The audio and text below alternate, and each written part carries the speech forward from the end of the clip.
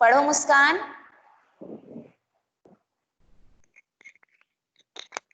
माँ, भूप दादा और लोग। कितनी दूर है केदार काठा।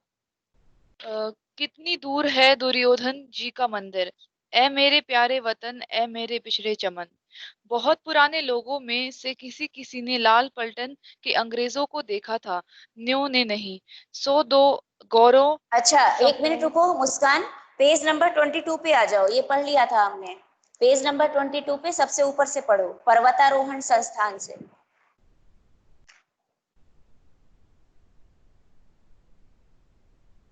नेक्स्ट पेज पे। पर्वत पर्वतारोहण संस्थान वो क्या चीज है? त्रिलोक ने जानना चाहा। पहाड़ पर चढ़ना के वास्ता, किस लिए? गड़बड़ा गया रूप उनकी इस जिरह पर। बाबा, वो कोई छोटा मोटा काम नहीं, सरकार इसी के लिए 4,000 तनख्वाह देती है हमें। लिया सुन लिया एक बात। त्रिलोक बूढ़े ने सबको सुनाकर कहा, यह कहता है कि यक रूप सिंह छे।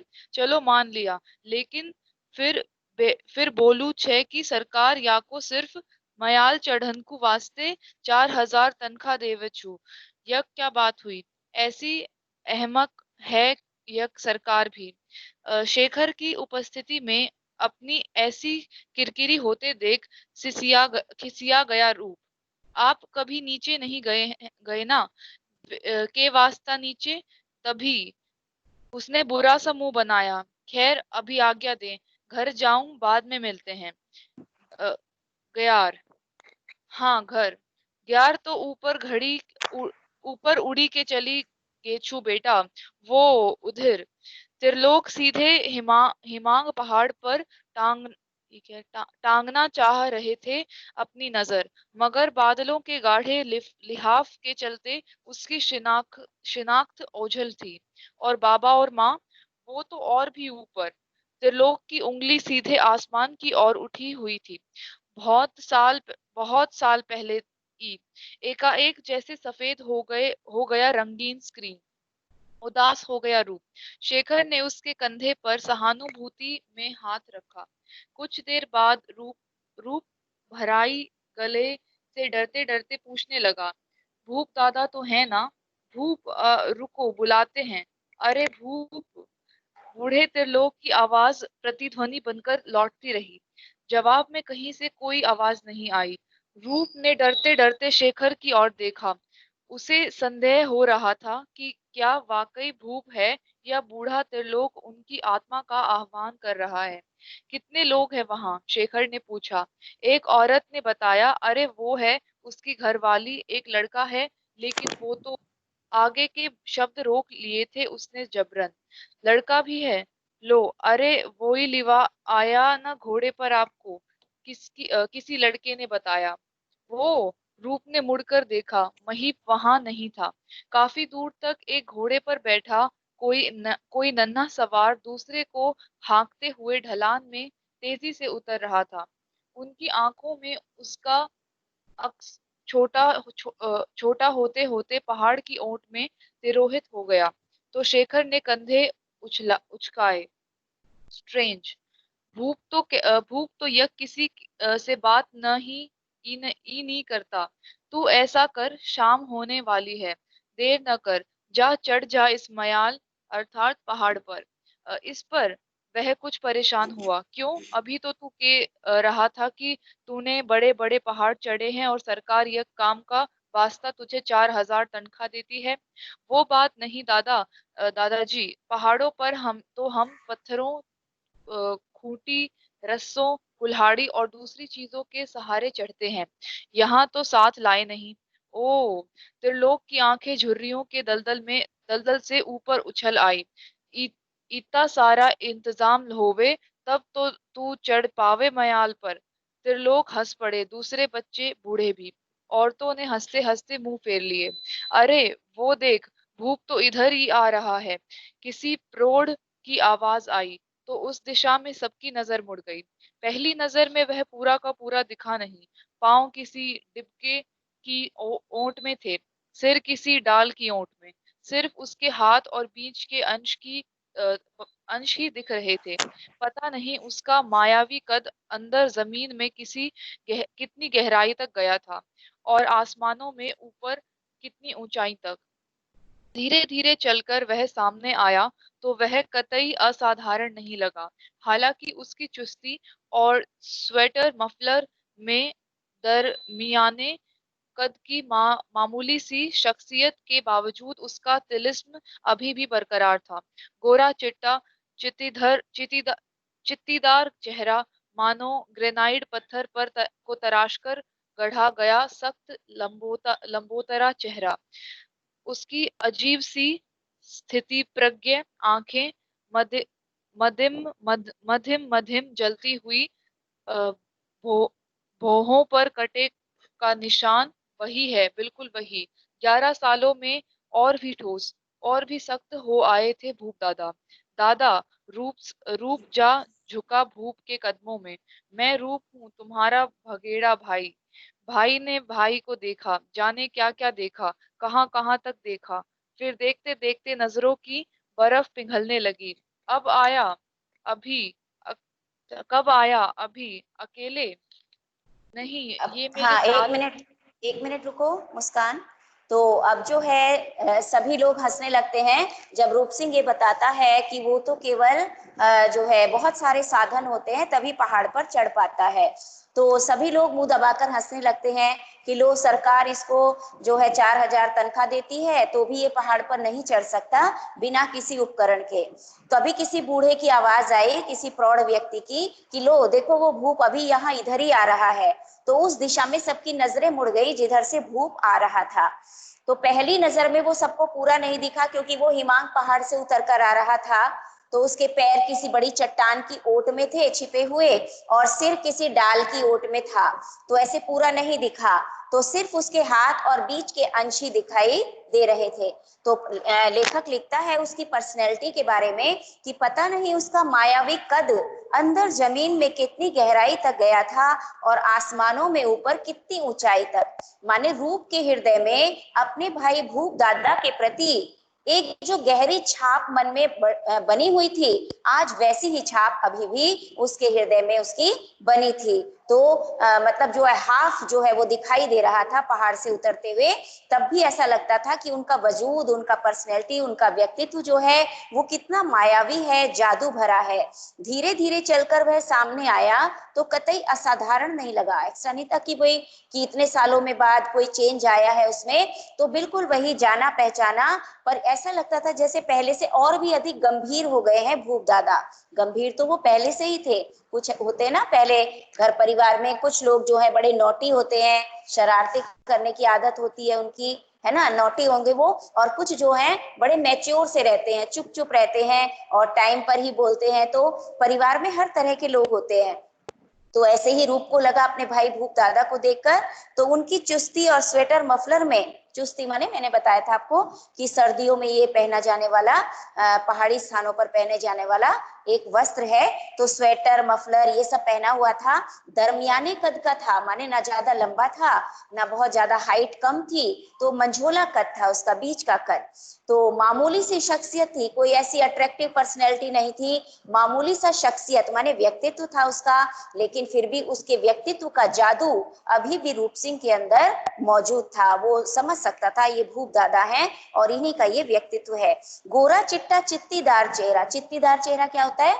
देखो पहले जो है ना, तो ये चिकन पॉक्स, स्मॉल पॉक्स, ये सब बहुत ज्यादा निकला करती थी पहले के लोगों में। निकलती अब भी है, लेकिन जो है अब इनका वैक्सीनेशन हो गया तो ये इतनी गंभीरता लिए हुए नहीं होती ये बीमारी। पहले इनकी जो है गंभीरता इतनी ज्यादा होती थी कि आपने देखा होगा बहुत पुराने जमाने के लोग जिनके चेहरे पर गड्ढे गड्ढे पूरे फेस पर पड़ जाते थे, तो वो केवल उसी के कारण कहते थे ना बड़ी माता निकल आई है ना। तो वो बड़ी माता जो है कोई खुजली कर लेता था उसको या ऐसे छील लेता था तो वहां चेहरे पर पूरे निशान पड़ जाते थे और फिर वो पूरी लाइफ जाते नहीं थे। तो इसीलिए वो चित्ती चित्ती पड़ जाती थी, इसलिए चित्तीदार चेहरा था। ऐसा लग रहा था जैसे संगमरमर पत्थर को तराश कर गढ़ा गया है।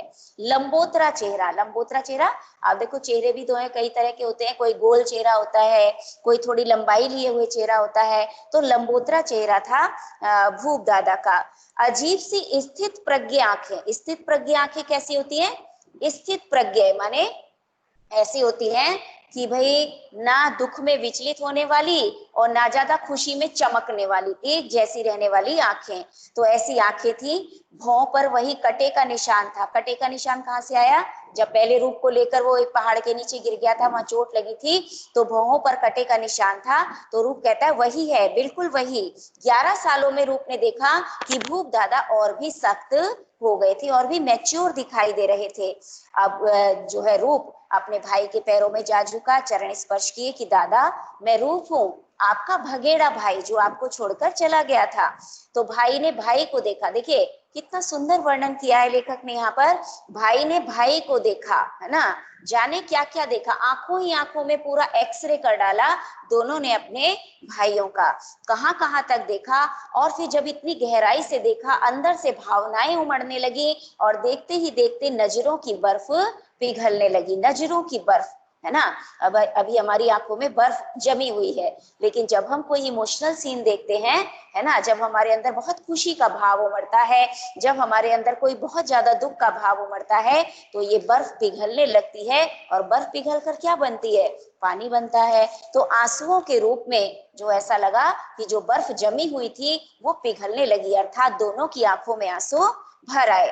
तो पूछने लगे, भूप दादा कहने लगे कि कब आया? तो रूप ने कहा अभी। तो क्या कहा अकेले आया है? नहीं, ये मेरे साथ है कपूर साहब, जो मुझे लिवा ले गए थे, उनके लड़के शेखर साहब आईएएस की ट्रेनिंग ले रहे हैं मसूरी में। तो रूप ने बताया, परिचय करवाया अपने मित्र का, फ्रेंड का, कि मेरे साथ शेखर कपूर हैं, ये मेरे फ्रेंड हैं, और इन्हीं के पिता कपूर साहब मुझे मसूरी लिवाकर ले गए थे, और शेखर साहब जो हैं वो आईएएस की ट्रेनिंग ले रहे हैं। शेखर ने हाथ जोड़कर नमस्कार किया। भूप ने कोई उत्तर नहीं दिया, क्योंकि अपनी पर्सनैलिटी थी उसकी, ज्यादा बोलना उसे पसंद नहीं था। वहां त्रिलोक दादाजी समेत गांव के ढेर सारे लोग थे, मगर वह जैसे शिलाओं के बीच खड़े हुए थे। ऐसा लग रहा था जैसे ये तीनों चट्टानों के बीच में खड़े हुए। चट्टाने ही नहीं बोलती हैं, चट्टान पत्थर जो है वो नहीं बोलते। तो कोई जो है एक दूसरे से बात नहीं कर रहा था। ना तो भूप दादा ने किसी गांव वाले से बात की, ना गांव वालों ने उनसे बात की। तो किसी ने कोई बात नहीं की। तो क्या कहा भूप दादा ने? भुइला, भुइला माने अनुज, छोटे भाई, भुइला चल यार घर चल, कहकर उन्होंने दोनों के बैग कंधे पर डाल लिए और बिना उनकी सम्मति का इंतजार किए, बिना इधर उधर नजर डाले वापस मुड़ गए। किसी को देखा नहीं, इधर उधर नजर डाले बिना दोनों के बैग एक इस कंधे पर एक इस कंधे पर डालकर और जो है उस पहाड़ की तरफ चढ़ने लगे कि चलो घर। शेखर ने धीरे से रूप के कान में कहा, गोया यह माही हमारा बेस कैंप था और हिमांग हमारा डेस्टिनेशन, है ना। जैसे पर्वतारोही दल जाता है पर्वतों पर चढ़ने के लिए, तो पहाड़ के नीचे तलहटी में अपना कैंप लगाता है और फिर डेस्टिनेशन उनका पहाड़ की चोटी होती है। तो शेखर ने मजाक किया, रूप के कानों में कहा धीरे से कि गोया, गोया माने मानो, मानो ये माही जो गांव है ये हमारा बेस कैंप है ना, यहाँ पर हम टेंट लगा लिया अपना, और हिमांग अब चढ़ने जा रहे हैं वो हमारा डेस्टिनेशन। तो रूप ने ओठों पर उंगली रखकर उसे चुहल करने से मना किया। चुहल करना माने उसे मजा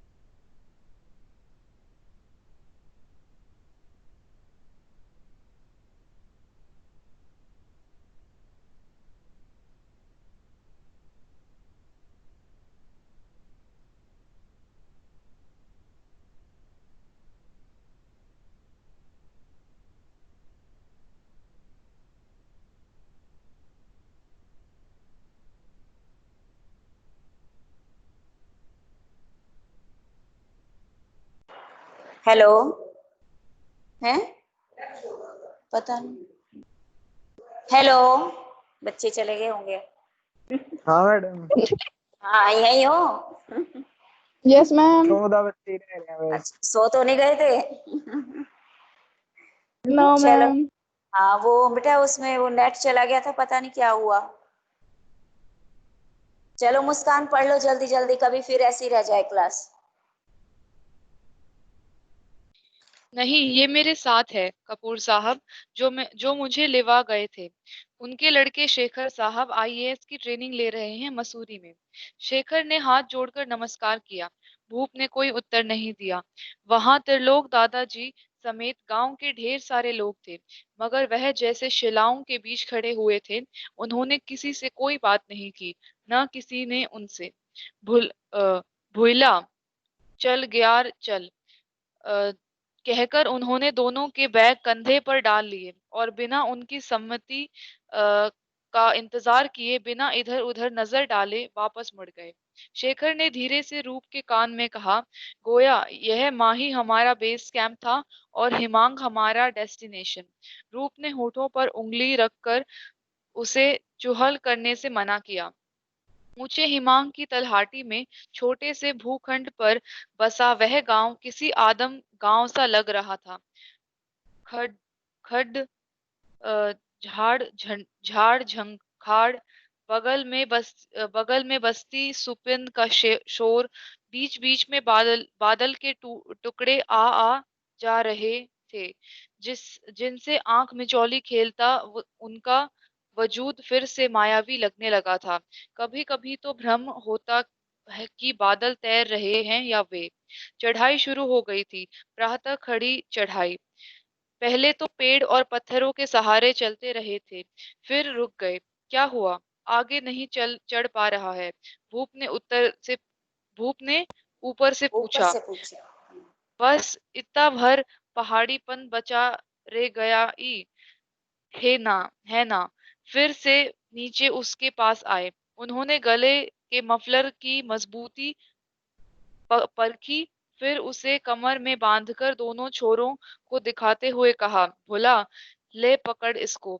फिर उन्होंने शेखर की ओर देखा, जो और भी नीचे खड़े हाँफ रहा था। पहले उसे चढ़ा ले, फिर आपको। शेखर ने हामी भरी। हाँ, 1 मिनट रुको मुस्कान। तो ऊंचे हिमांक की तलहटी में, माने उसकी जड़ में नीचे बसा हुआ छोटे से भूमि के टुकड़े पर बसा हुआ ये गांव ऐसा लग रहा था जैसे कोई बहुत आदिम काल का गांव हो, पुराना गांव हो, बहुत छोटा गांव। तो अक्सर ऐसा होता है कि जब हम शहर में रहने वाले लोग जब गांव में जाते हैं तो हमें गांव जो है ऐसा लगता है कि ये कोई बहुत दूर का ऐसा एरिया है जो हमसे अनजान है, क्योंकि वहां ना तो फेस्टिवल इतने वहां चमक दमक दिखाई देती है, ना इतना दिखावा होता है। तो ऐसा लग रहा था जैसे प्राचीन काल का कोई गांव है ना। तो बगल में बहती हुई सुपिन का शोर, सुपिन माने सुपिन नदी का नाम है, ध्यान रखना। सुपिन जो है वो नदी है, तो उसका शोर आ रहा था। शांत गांव में उसका शोर सुनाई दे रहा था और बादल के टुकड़े पहाड़ों पर आते जाते दिख रहे थे। तो ऐसा लग रहा था कि बादल चल रहे हैं या वे तैर रहे हैं आसमान में। फिर धीरे धीरे चढ़ाई शुरू हुई, पेड़ पत्थरों के सहारे चढ़ते रहे। फिर दोनों रुक गए, रूप भी और शेखर भी। और भूप तब तक ऊपर निकल गया था, दोनों के कंधों बैग जो है कंधों पर टांगे हुए। तो ऊपर से ही पूछने लगे भूप दादा, क्या इतना ही पहाड़ीपन शेष रह गया है, बस चढ़ नहीं पा रहा पहाड़ पर? फिर नीचे उसके पास गए और अपने गले में से मफलर निकाला और उसकी मजबूती परखी कि ये इतना बोझ उठा पाएगा या नहीं। फिर उस मफलर को उन्होंने कमर में बांध दिया और दोनों छोरों को, दोनों किनारों को दिखाते हुए बोला, भुईला ले पकड़ ले इसको। दोनों उसके जो है साइड्स जो है उसके किनारे उसको पकड़ा दिए अपने भाई को। और फिर उन्होंने शेखर की ओर देखकर कहा, वो और भी नीचे खड़ा हुआ हाफ नहीं लग गया था, तो उसको कहा कि पहले इनको चढ़ाकर ऊपर आए, फिर आपको भी लेकर जाएंगे। और शेखर ने इस पर हामी भरी। तो यहाँ पर भी रूप सिंह अपने भाई भूप सिंह के सामने छोटा पड़ जाता है, बौना पड़ जाता है। चलो, और बीच बीच में भूप दादा उसको खींच कर ले जा रहे थे रूप को, और कंधों पर बैग थे उनके, और बीच बीच में हिदायत भी दे रहे थे अपने भाई को को कि भोइला देख संभल के पकड़ना इसको, कभी ऐसा ना हो जा गिरे सुपिन में, है ना, खाई में गिर जाए और फिर नदी में ही जाएगा। तो ऐसी हिदायतें भी देते हुए चल रहे थे। चलिए पढ़िए मुस्कान। अब भूप आगे आगे चढ़ रहे थे। उनकी कमर में बंधे मफलर के छोर को पकड़े पकड़े रूप पीछे पीछे। बाप रे, बिना किसी आधुनिक उपकरण के, सिर्फ पेड़ों पत्थरों के नाम मात्र के सपोर्ट पर शरीर का संतुलन बनाते हुए चढ़ना। बीच बीच में रुक कर हिदायत भी देते जाते थे। देख, ए थई मजबूती से पकड़ी के राखी, इन न हवा के गिर गैर सुपिन माँ। देख, इसे मजबूती से पकड़े रख, ऐसा ना हो कि जा गिरे सुपिन में। भूप दादा सांप थे, छिपकली थे, वन मानुष थे या रोबोट थे, वह जिस धैर्य, आत्मविश्वास, ताकत और कुशलता से मांसपेशियों और अंगों का नायाब उपयोग कर रहे थे, वह उसके लिए हैरत की चीज थी। फिर अकेले का भार मात्र होता तो भी एक बात होती, वह तो खुद के साथ साथ उसे भी खींचे लिए जा रहे थे। 12 वर्ष पहले ठीक इसी तरह ढलान के ऊपर ले आए थे उसे। घंटे भर लगे ऊपर पहुंचने में। उन्होंने वहीं से किसी को आवाज दी, शायद उन लोगों के आने की सूचना। फिर जवाब की प्रतीक्षा किए बगैर उसे हांफता हुआ छोड़कर शेखर को ले आने के लिए नीचे उतरने लगे। देखते ही देखते हिमांक पर छाए बादलों में अदृश्य हो गए वो। ऊपर रूप ने देखा कि पहाड़ की पीठ पर कुछ दूर तक जमीन प्रायः समतल बनी हुई थी, जिसमें मकई की फसल खड़ी हुई थी। क्षेत्र के चारों ओर सेब और देवदार के पेड़ थे। सेब के पेड़ों में तो फल भी लगे हुए थे। पेड़ ज्यादा दिनों के नहीं थे, यह देखने से ही लग रहा था। उसने गौर किया, ऐसे भी पेड़ नीचे भी कुछ दूर तक फैलते चले गए थे। पूरे क्षेत्र की परिक्रमा करता हुआ वह आधी दूरी तक पहुंचा होगा कि उसे एक गुफानुमा आश्रम दिखा। उसी के बगल में 2 छानी छप्पर का झोपड़ा भी। यही घर है शायद। एक छप्पर के नीचे एक औरत खड़ी थी, नाटी, गोरी, जवान, चुस्त और लाल फू लाल फुल फूल स्वेटर में। फुल स्वेटर में। वह उसे हैरानी से घूर रही थी। उसने अनुमान लगाया कि यह भाभी हो सकती है, मगर झिझक वश आगे बढ़ गया। आगे हिमांक के ऊपर वाले अंश से कोई झरना झर रहा था, जो खेतों से गुजरते हुए सुपिन में गिरता था। हाँ चलो, हवा अब में कल पढ़ेंगे बेटा। आज का टाइम तो फिर ये कुछ तो नेटवर्क के ही रह गया, तो अभी अगली क्लास भी आपको ज्वाइन करनी है, इसीलिए अब ब्रेक दे रही हूँ, ठीक है। तो कल अपना टाइम से आ जाना, स्कूल में ऐसा ही है, पता नहीं अब नेटवर्क कितना चलेगा कितना नहीं।